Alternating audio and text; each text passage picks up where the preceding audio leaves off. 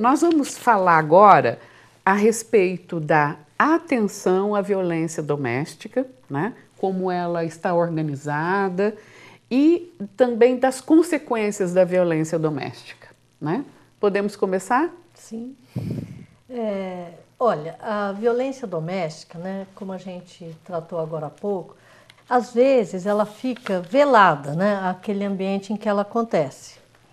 E seria, acho que interessante também, né, a gente retomar que não é apenas a violência que acontece entre pessoas que são consanguíneas, né?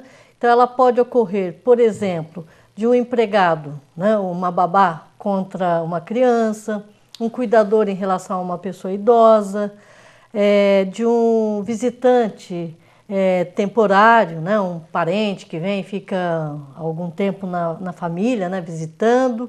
Então, enfim, é uma violência que acontece dentro de casa, mas que de alguma forma existe uma relação afetiva entre aquelas pessoas, né? Porque a gente pressupõe que mesmo, né, os empregados domésticos, os cuidadores, são pessoas que têm essa relação afetiva, né, e convivem ali com a família. Quando a gente fala dessa questão, né, voltada para a atenção, a denúncia é muito importante, né? E aí a gente vê, né, por exemplo, a Delegacia da Mulher, né, como um local para denúncia, a Delegacia de Proteção ao Idoso, né, de proteção à criança e ao adolescente, o Conselho Tutelar, né, são locais em que se pode fazer uma denúncia, né, contra esse tipo de violência. E também o Disque Denúncia contra a Exploração Sexual de Crianças e Adolescentes Nacional, que é o 100, né, o 100.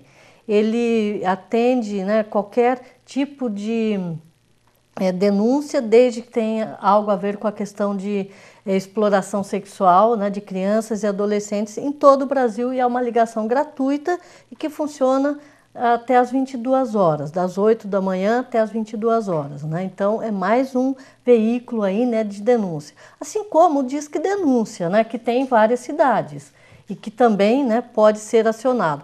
O mesmo, né, a Polícia Militar, a Guarda Municipal, né, enfim, né, denunciar é alguma coisa que às vezes é muito importante naquele momento porque pode salvar uma vida. Né?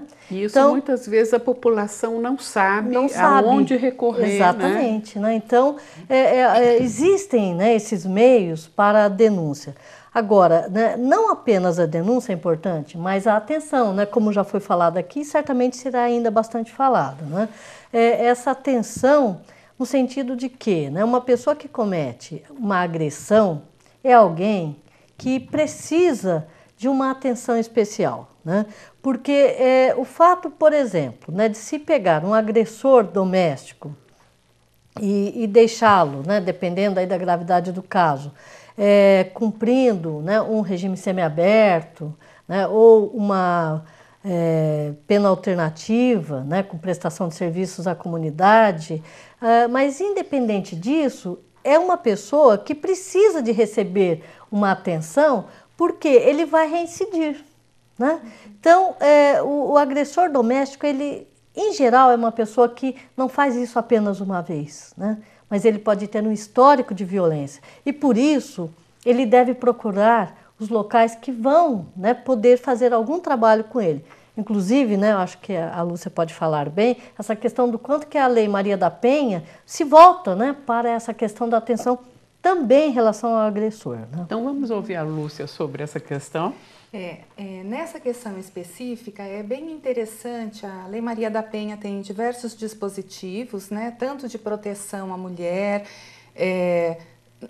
inclusive no sentido, se esse agressor está preso, quando ele sai, a mulher é comunicada, ela deve ser comunicada da saída desse agressor de onde ele estiver. E um dos dispositivos é uma alternativa que o juiz tem de mandar que esse agressor frequente grupos de sensibilização, né? Da temática do gênero, de equidade, que no fundo é isso mesmo que provoca esse tipo de violência. No caso de Campinas, nós não temos esse atendimento. Então... Não existem esses grupos que são oferecidos para os agressores? Não, não existem. No Brasil, poucos casos existem. Alguns de muito sucesso, tem aquele Instituto NOS, no Rio de Janeiro, né, que tem um programa bem interessante quanto a isso. Quer dizer, algumas cidades no sul também já foi tentado implementar, mas em Campinas especificamente não existe. E é interessante também o seguinte, uma pesquisa que foi feita lá dentro do SOS, sem que as mulheres fossem provocadas a responder alguma questão específica, várias pediram, né, falaram que o que elas achavam que pudesse melhorar o atendimento seria que os homens pudessem ir ao atendimento, né? Frequentar grupos em que pudesse ser discutida essa temática, porque eles, assim como as mulheres, os homens fazem os seus papéis impostos pela sociedade. Então, enquanto não se entende que esses papéis não são fixos e que ele não é obrigado a seguir um padrão de comportamento que ele vê sendo seguido desde, né, de antepassados, ele tem muita dificuldade para sair desse papel. Inclusive, existem estudos que mostram que o agressor, em geral, sofreu violência. Eu gostaria de comentar um trabalho que nós fizemos, né, lá na Faculdade de Psicologia, foi em 1995, né, em parceria com um juiz de uma vara criminal, em que nós oferecíamos esse grupo educativo para os agressores domésticos. Então, esses agressores, eles era uma alternativa que ele tinha, né? Ou ele seria processado ou ele frequentava o grupo, né? E muitos escolhiam por frequentar o grupo. E eram alunas estagiárias de psicologia que davam um andamento a esse grupo. Então, eles iam durante um mês, eram 4 encontros, das 7 às 10 horas da noite, e lá se discutia todas as questões relacionadas à violência doméstica, né? E depois a gente fez um acompanhamento para ver se dava resultado, né? Só que eles não sabiam que nós chamaríamos as vítimas depois que ele terminasse, né, de frequentar o grupo, um mês depois. E chamávamos posteriormente 6 meses depois. E o que a gente ouvia dessas vítimas é que eles tinham, a grande maioria tinha parado de agredi-las. Então, dá resultado sim, né? E isso é uma iniciativa que é super importante que se tenha, né? E a própria justiça pode, eu acredito, que em parceria com algumas universidades que tenham, né, condições de oferecer esse serviço, de buscar essa parceria, porque é extremamente importante, né? É um papel social, vamos dizer, da universidade e da própria justiça.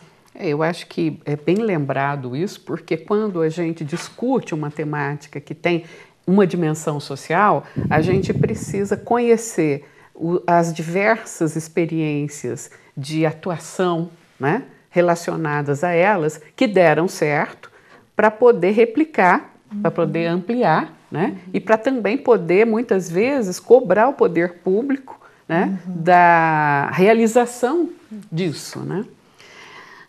Você, Edna, poderia falar um pouco a respeito dessa questão dos aspectos da atuação? Eu acho que voltando um pouco naquela questão da equipe que trabalha, né, que eu acho que ficou faltando aqui na nossa discussão.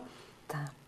Eu acredito o seguinte, que hoje em dia já é um pouco mais claro que ao receber uma situação em que você tem fortes indícios e às vezes a constatação, a certeza da presença da violência, saber a quem notificar, eu acho que principalmente quando é criança, as pessoas já têm mais claro que é hora de buscar o conselho tutelar, é hora de colocá-los em jogo, em andamento.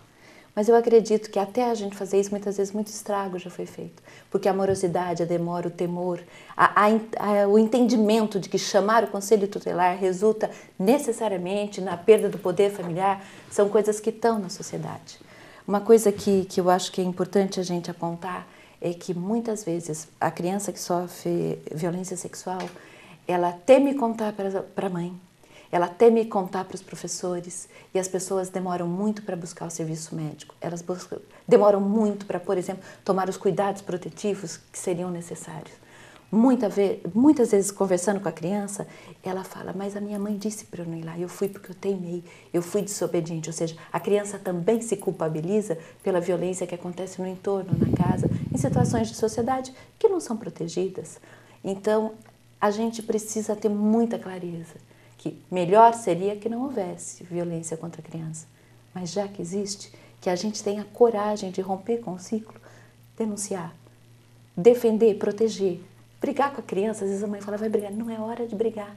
É hora de que a gente recupere na criança a convicção de que a sociedade não é só o mal. E, de fato, após uma situação de violência, as pessoas se apresentam, a vítima de violência se apresenta pulverizada, destruída, porque ela acreditava que aquele meio a protegeria. E, principalmente, ela precisa voltar para lá. Então, é muito importante hoje os CRAS, os CREAS. Os CRAS, podia falar por extenso.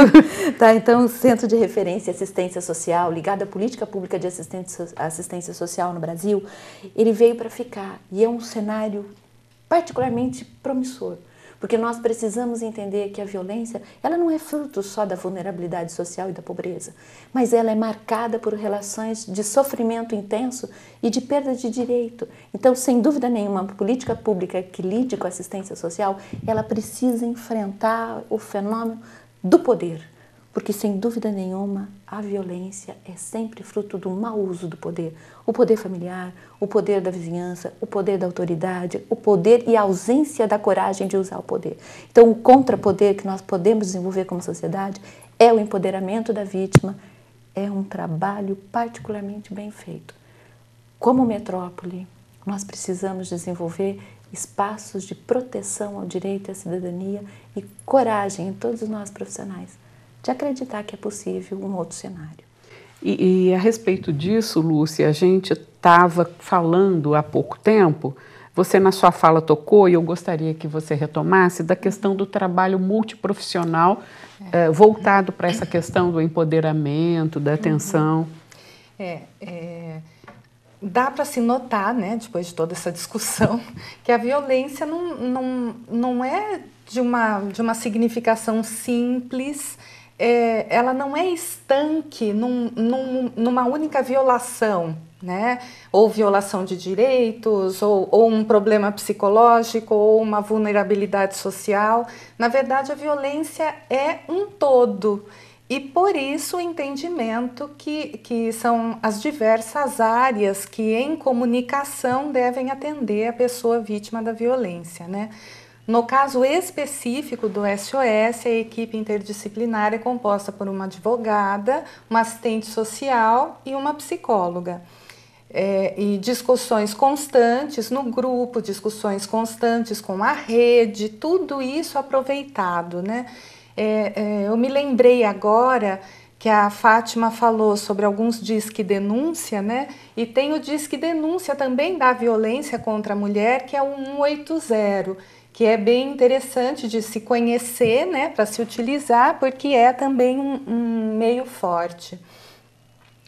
Nesse assunto ainda, a equipe, estando ali centralizada, né, vários profissionais centralizados nesse problema único, tem muito mais chance de ajudar a se resolver esse problema, de empoderar a mulher e conseguir manter ela num bom nível psicológico, buscando seus direitos sociais, para que ela se liberte do ciclo da violência. Então, é muito melhor o conjunto dos profissionais com as visões mais amplas do que um tratamento ali estanque e simples, né? Para tentar tratar o problema como um todo.